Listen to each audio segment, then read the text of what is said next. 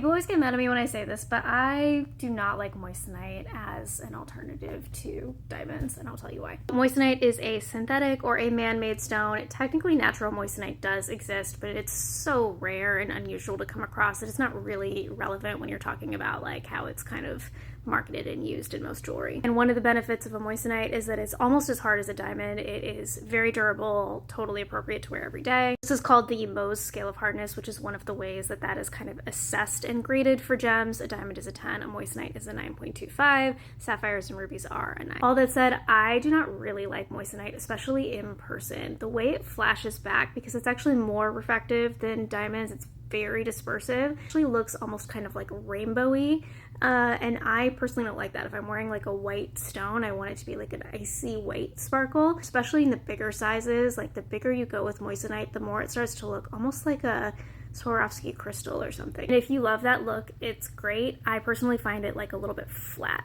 The other thing that I don't like about it is that it is a little bit more high maintenance. Sometimes the stone can develop what's called an oil slick, like a sheen that kind of adheres to the gemstone that is kind of hard to clean off. Any jewelry you're wearing regularly is going to get dirty, obviously, but I find that most of my things can be cleaned very easily with just like a little bit of like dish soap and warm water.